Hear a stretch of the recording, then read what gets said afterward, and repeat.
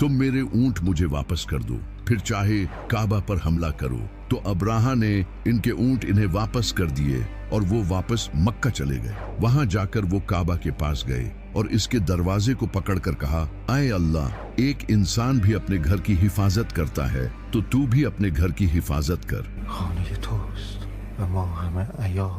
इसके बाद अब्राहा अपनी फौज लेकर मक्का की तरफ बढ़ा, लेकिन जैसे ही वो मक्का के करीब आया तो इसके हाथियों ने आगे बढ़ने से इनकार कर दिया और पीछे मुड़ने लगे। फौज ने पूरी कोशिश की, लेकिन वो आगे बढ़ने को तैयार नहीं थे। ये अल्लाह की तरफ से एक निशानी थी। इसी वक्त उन्होंने आसमान की तरफ देखा तो एक बड़ी तादाद में परिंदे उनकी तरफ आ रहे थे, जिनके मुंह और पंजों में पत्थर थे। इसके बाद इन परिंदों ने वो पत्थर इस फौज पर गिराए। ये पत्थर इनके जिस्मों को चीरने लगे और इस तरह अब्राहा और इसकी पूरी फौज तबाह हो गई और अल्लाह ने काबा को बचा लिया।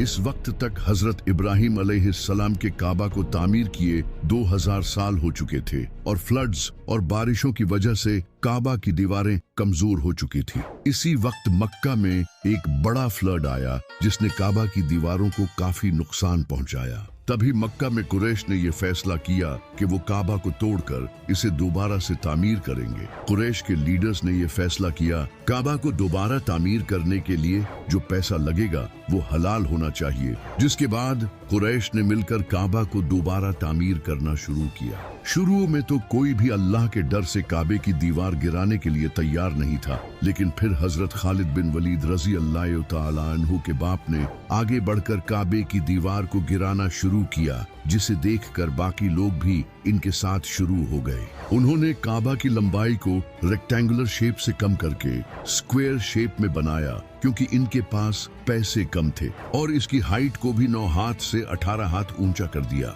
और इसके दरवाजे को भी ऊंचा कर दिया ताकि हर कोई इसमें जा न सके। जब काबा सही तरह से बन गया तो अब बारी थी इसमें हजरे अस्वद को रखने की, जिसे लेकर कुरैश के दरमियान झगड़ा होने लगा, क्योंकि हर कबीला यही चाहता था कि वो इस पत्थर को रखे। इनके दरमियान जब झगड़ा मजीद बढ़ने लगा तो एक इंसान जिसका नाम था अबू उमैया बिन मुगीरा, इसने कुरैश के सारे कबीलों से कहा कि कल जो इंसान हरम में सबसे पहले एंटर होगा वही ये फैसला करेगा कि पत्थर कौन रखेगा। और अगले दिन जब सबने देखा तो सबसे पहले नबी सल्लल्लाहु अलैहि वसल्लम काबा में एंटर हुए।